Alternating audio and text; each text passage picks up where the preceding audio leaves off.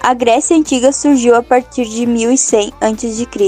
A civilização se formou a partir da migração de povos aqueus, jônios, eólios e dórios. Eles migraram para a região situada no sul da Península Balcânica, entre os mares Jônico, Mediterrâneo e Egeu.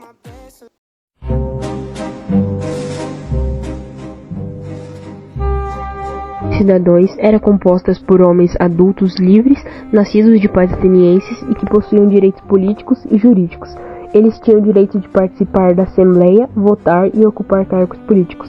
No entanto, essa classe excluía mulheres, estrangeiros e escravos. Dentro das classes sociais dos cidadãos também havia uma subdivisão com base na riqueza. Os cidadãos mais ricos tinham mais influência política e poderiam ocupar cargos mais altos. Os metecos eram estrangeiros residentes em Atenas. Eles eram livres e geralmente envolvidos nas atividades comerciais, artesanais ou serviços. Olha a banana! A banana, moça? Olha, tá na mão, é toda sua.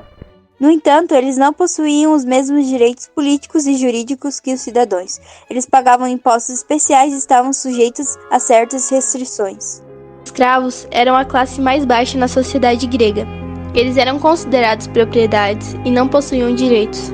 Eles eram obtidos através de várias maneiras, incluindo capturas em batalhas, dívidas e nascimento de pais escravos. Os escravos eram utilizados em uma variedade de trabalhos, desde domésticos até agrícolas, e eram essenciais para o funcionamento da sociedade grega. Já por outro lado, os escravos viviam em condições de extrema subjugação e não tinham direitos ou liberdades. Suas condições de vida dependiam do tratamento recebido por seus donos, variando desde condições relativamente melhores até situações de exploração e abuso.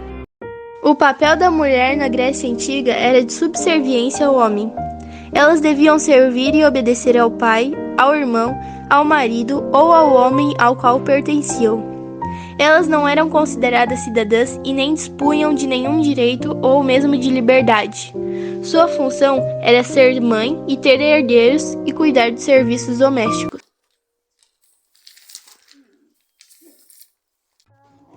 Na monarquia, o governo era concentrado nas mãos de um rei, conhecido como Basileu.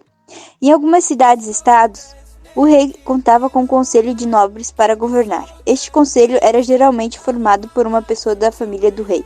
A monarquia existiu em muitas cidades-estados na fase inicial da história da Grécia Antiga. Após o período monárquico, algumas cidades-estado adotaram um governo oligárquico. Nesse sistema, um pequeno grupo de pessoas, os grandes proprietários de terra, controlavam a política. Na maioria das vezes, as decisões da oligarquia privilegiavam as pessoas mais ricas da sociedade. A tirania foi uma forma de governo que a Grécia Antiga adotou, onde o governo era comandado por apenas uma pessoa, conhecida como tirano. Governava os poderes absolutos. As cidades-estados que viviam nesse tipo de governo passaram por situações de crises graves, como, por exemplo, revoltas populares. A democracia grega foi uma forma de governo que teve seu auge principalmente em Atenas. Nela, os cidadãos, através de uma assembleia, decidiam a vida da cidade, desde as leis, ações da justiça, medidas socioeconômicas, porém, somente os cidadãos podiam participar das assembleias. A civilização grega era organizada em cidades-estado. Cada cidade-estado possuía uma polis. A polis possuía autonomia política, econômica e militar. Na Grécia, haviam instituições democráticas. As assembleias, que eram constituídas pela Eclésia, que tinha como principal função aprovar leis que regulavam a polis e julgar os crimes mais graves. Além dela, havia o bulé, que era onde se preparavam as leis e decretos que eram debatidos e apresentados na Eclésia, e eram eles que controlavam as finanças do Estado. Havia os magistrados, que eram a instituição que continha os estrategos, cidadãos que chefiavam as ações do exército e da marinha, além de administrar as finanças da polis. Além dele, havia os arcontes, cidadãos que exerciam funções de caráter religioso e judiciais.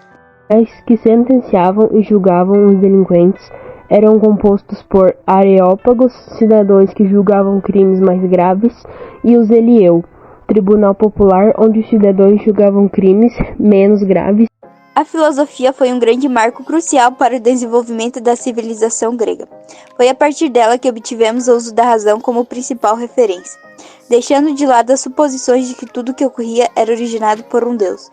Houve então a passagem da mitologia para a filosofia. Destacamos dois principais filósofos desse período, Sócrates e Platão.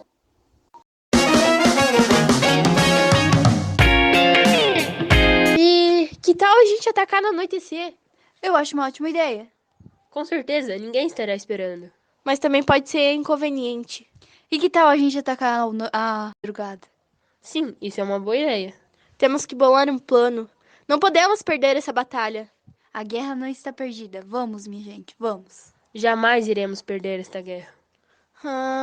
Já sei. E se mandarmos um cavalo? Recheado com guardas? Isso poderá ser como um presente para eles pensarem que a gente está abanando a bandeira branca e desistindo, sendo como um contrato de paz. Mas mal vai saber eles que dentro daquele cavalo estará um dos melhores guardas do nosso reino, onde, quando eles fizerem a festa, todos vão se embebedarem e nossos guardas tacarão o terror. Será fácil, a vitória já está no papo. Aí será o fim, a vitória chegará logo.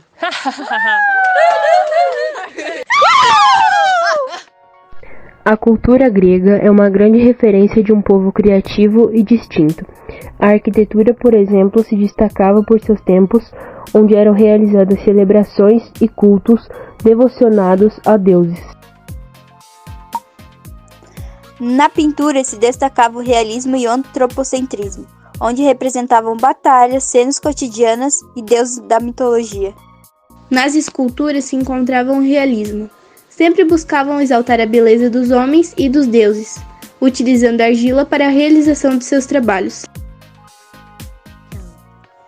No teatro eram criadas e desenvolvidas cenas que representavam acontecimentos da vida social, e foi a partir delas que se desenvolveram os gêneros tragédia e comédia.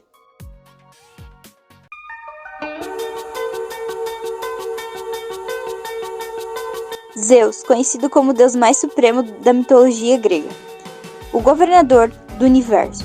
Para muitos, Zeus representava um deus de uma figura muito grandiosa, valiosa e de um grande caráter, pois Zeus lutou bravamente contra seu pai, Cronos, para resgatar e salvar a vida de seus irmãos da morte.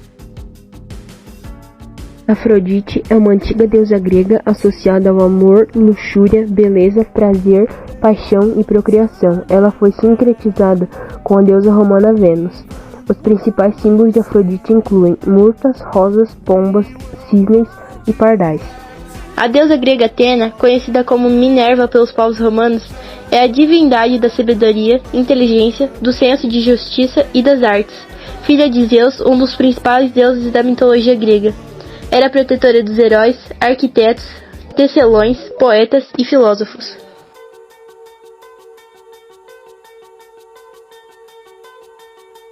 Poseidon, deus dos mares e dos rios, provador de catástrofes naturais como enchentes, terremotos e tsunamis.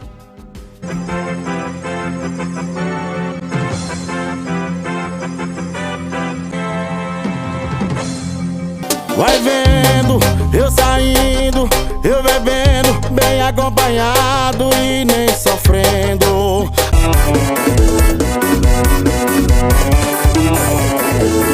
Conheci uma americana lá na vaqueja. Ela pega a mão, ela pega a mão, ela pega a mão, joga pra cima, ela pega a mão, bate palminha. Vem, soca, soca, soca, vem, soca, soca. Vivia numa kitnet, do nada se mudou pra cobertura. Eu conheço essa novinha, ela morava na minha rua. Ela andava de busão, do nada venceu na vida. Dança, gatinho, dança. Eu na vida